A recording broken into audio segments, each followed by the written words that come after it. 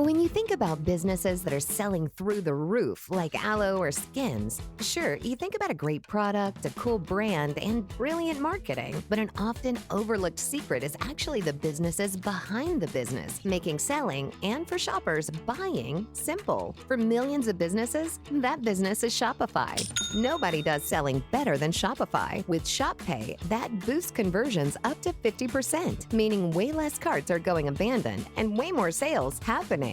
So if you're into growing your business, your commerce platform better be ready to sell whatever your customers are scrolling or strolling on the web, in your store, in their feed, and everywhere in between. Businesses that sell more sell on Shopify. Upgrade your business and get the same checkout Skins uses. Sign up for your $1 per month trial period at shopify.com/Westwood1, all lowercase. Go to shopify.com/Westwood1 to upgrade your selling today. Shopify.com/Westwood1. This episode is brought to you by Progressive Insurance.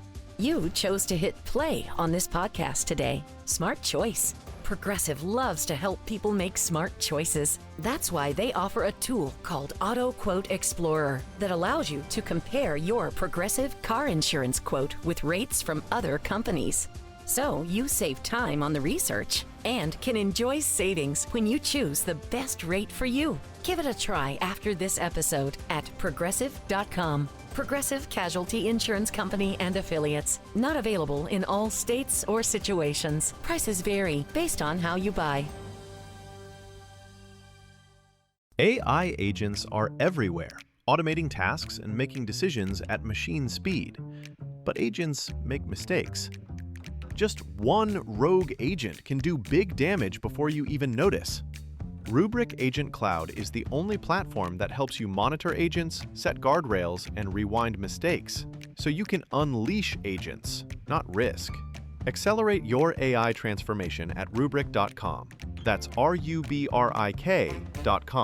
Welcome to the Covert Narcissism podcast. I'm your host, Renee Swanson. I am not a therapist, and you are not a victim.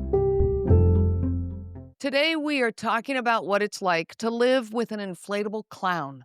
Yes, you heard me right. In the world with a covert narcissist, this is exactly what you are doing.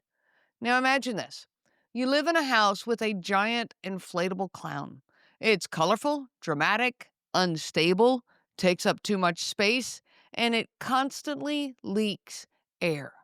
And you have only one job, to keep it pumped up all the time. You may never let it get empty. In fact, you may never even let it get close to empty. If you do, there's a huge price to pay. And again, if you've lived with a covert narcissist, you know exactly what I'm talking about. Now, attached to this clown is a small, old-fashioned bicycle pump. You know, the kind where you put your feet on its little feet that stick out on the two sides of the pump, and you scrunch yourself all up, bending over, barely able to make yourself small enough to actually work this thing. You vigorously pump up and down, wondering, is this thing even working? Is any air actually coming out? Believing that you need to be about 2 feet shorter in order to actually use this pump, you wonder if it's supposed to come up any higher. Your back hurts, your knees hurt, your arms are wiped out.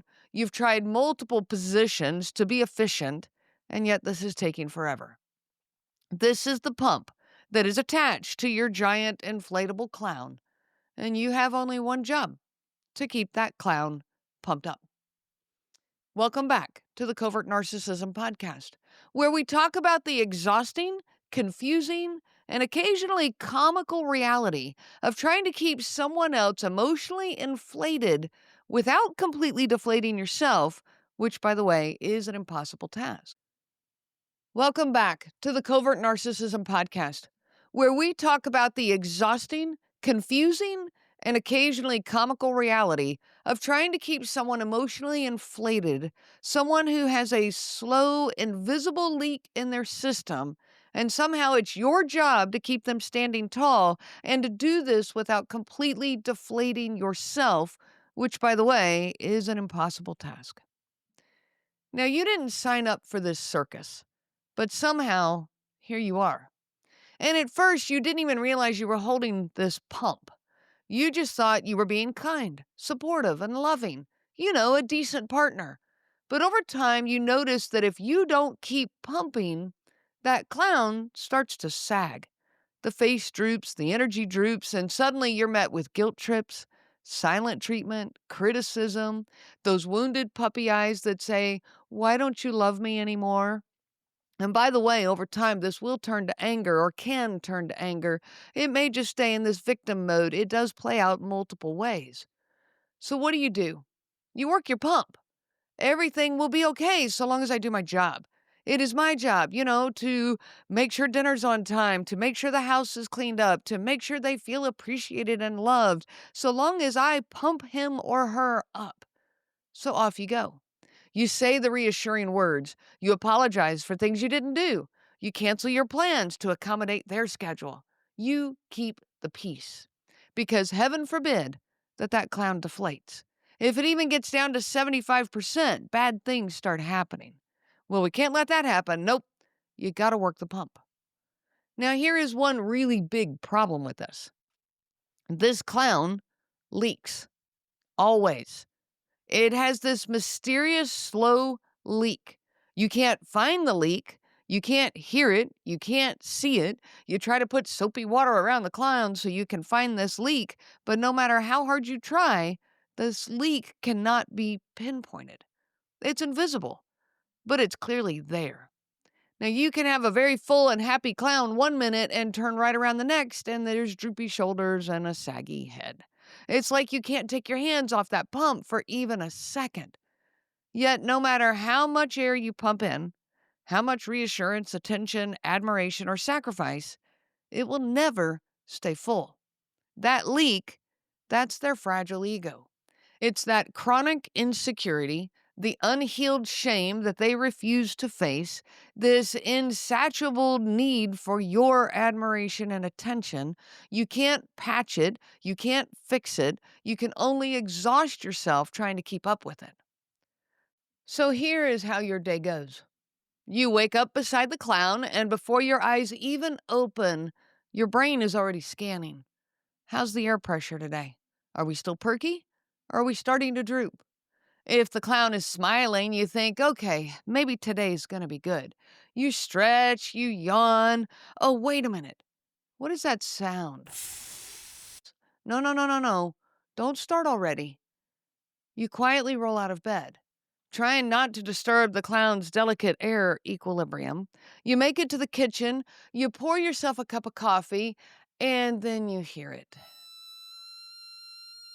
Their nose begins to sag. You haven't even added the cream yet. So, coffee in one hand, your pump in the other, you start your morning cardio by pumping them up.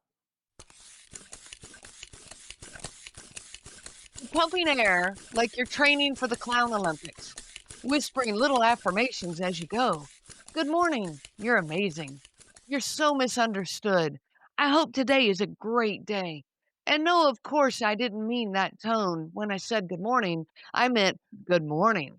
You butter your toast while keeping one foot on the pump, always ready, multitasking mastery, because heaven forbid their chin droops before breakfast. You're flipping eggs with one hand, holding the pump in the other, praying that you don't end up with burnt yolks and a meltdown before 8 a.m. You think, okay, maybe now I can finally step away and focus on the kids for a minute.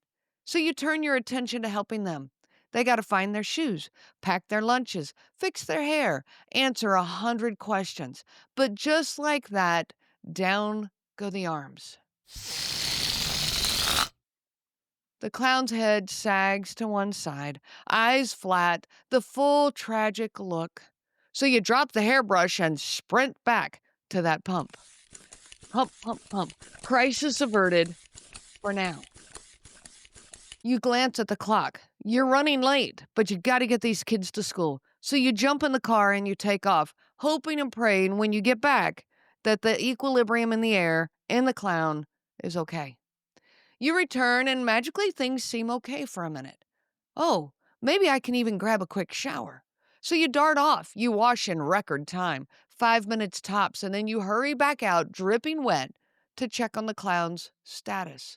Sure enough, the grin is fading again. Apparently, Your brief act of self-care was a personal betrayal. You frantically pump a few more times, and now you move on to your laundry and cleaning the kitchen. You're folding towels, but your mind is not on the towels. Half of your brain is occupied with clown monitoring business. One ear is always tuned to the hiss of that escaping air. Did they sigh? Was that a sad sigh or an angry sigh? How much time do I have? How much can I get away with? You're scrubbing the kitchen counter while calculating your next pump session like a NASA launch window. If I can finish this sink before the nose droops, maybe I can even grab lunch. Nope, I better check back in and put in a little bit of air. But before you can get very far, your phone rings. It's a work call. This one should be quick. It's my boss. I really got to take it. So you grab it. And while you're on it, you glance across the room. And oh no, there it is. They are glaring at you, pacing the floor, clearly ready to demand your attention. But this is your boss. You can't just bail on the phone call. So you wave apologetically and you mouth, "I'm sorry, give me a minute." You turn around, hoping that if you divert your eyes, you won't see a total collapse. But you can feel it. It's like watching one of those time-lapse videos of a balloon with a small leak. The corners of the mouth start dripping, the posture folds inward, and you can feel the tension building like static electricity. Total collapse. You hang up, drop everything, and rush to the pump. Before they utter a word to you, you start pumping.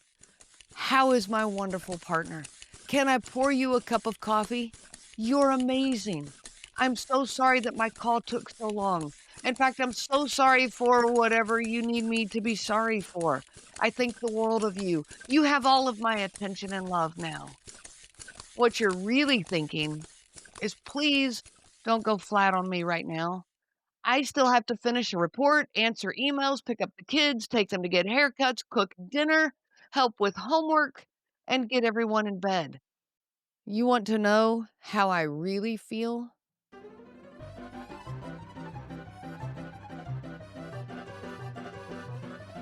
By mid-afternoon, you've accomplished almost nothing that actually matters to you. The house is half clean, the email's half read, the coffee half drunk, and your brain is half functioning in this circus, completely hijacked by this clown.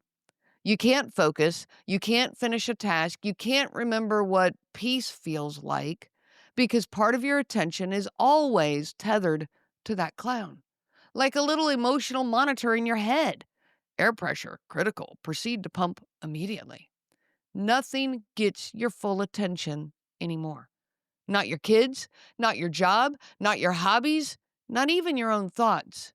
You're living in constant At 1-800-Flowers.com, we know that connections are at the heart of being human. Whether celebrating life's joys or comforting during tough times, 1-800-Flowers helps you express what words can't. For nearly 50 years, millions have trusted 1-800-Flowers to deliver thoughtful gifts that help create lasting bonds. Because it's more than just a gift. It's your way of showing you care. Visit 1-800-Flowers.com/WWO and connect today. That's 1-800-Flowers.com/WWO. This episode is brought to you by Progressive Insurance. Do you ever think about switching insurance companies to see if you could save some cash? Progressive makes it easy. Just drop in some details about yourself and see if you're eligible to save money when you bundle your home and auto policies. The process only takes minutes, and it could mean hundreds more in your pocket. Visit Progressive.com after this episode to see if you could save. Progressive Casualty Insurance Company and Affiliates. Potential savings will vary. Not available in all states. commercial presence. Half in your life and half in clown maintenance mode. Now, you've returned from getting the kids and the haircuts and evening hits. You've pumped your way through breakfast, school drop-off, to passive-aggressive text, a full workday, haircuts, the dinner time balancing act that could qualify you for the Cirque du Soleil. You finally sit down, ready to relax for a few minutes. The house is quiet. The clown is upright and focused on something else, at least for a little bit. And you think maybe I can actually have a few minutes to myself. And then, my gosh, apparently something in your tone during dinner sounded dismissive. Or maybe you looked at your phone too long while they were telling the story that you've heard 14 times. Either way, the nose is drooping, the shoulders are folding, and your night is officially over. So you start your evening pump session. Maybe not with the same energy you had this morning. You're exhausted. While you're refilling their emotional tank, you're trying to remember if you ever even actually ate your own dinner, which way too often you didn't. Eventually, you get the clown back to semi-inflated. You're exhausted, your arms ache, and you think, okay, maybe I can rest now. But then bedtime, yet another dangerous time of the day. Because bedtime is when the clown gets philosophical. They sigh deeply, that long theatrical sigh that means something is coming. And you freeze. You hear their words. Are you mad at me? No, I'm not mad at you. Heaven forbid I be mad at you. I'm not going into that long circular conversation. No, I'm just tired. That's what you say. Tired?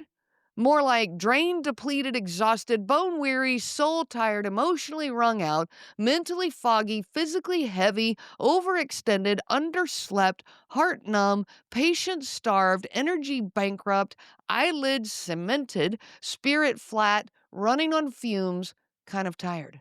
The kind where even breathing feels like a chore. But no, I'm just tired. But apparently you're not even allowed to be tired. You see, tired communicates, I think you're worthless and I might leave you by morning. At least that's what they hear. So here you are at 11 p.m., sitting up in bed with one hand on the pump and the other rubbing their back saying, no, of course I'm not mad. I love you. I'm not distant. I'm just thinking. Oops. Wait, another bad turn. I'm not thinking. As soon as you say you're thinking, okay, what are you thinking about? No, wait, no. I was just thinking about how wonderful you are. You finally crawl in bed. Your brain has melted, your heart has emptied, and you're whispering a silent prayer. Please just let the clown stay inflated until morning. And for a brief, glorious moment, you manage to go to sleep. The air is steady, the night is calm, you close your eyes, and at 3:12 in the morning, you're shaken awake. Babe, we need to talk. Even in the night.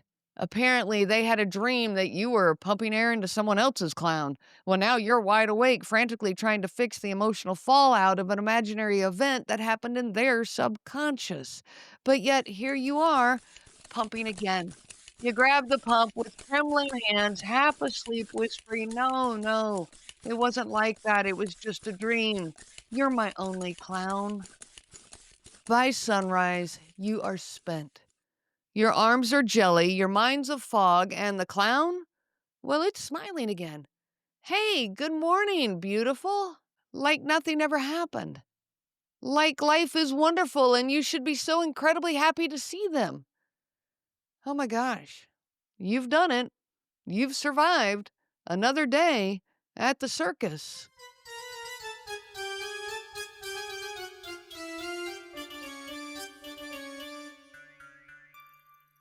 And as you drift off for a few precious 5 minutes more of sleep, one single thought crosses your mind.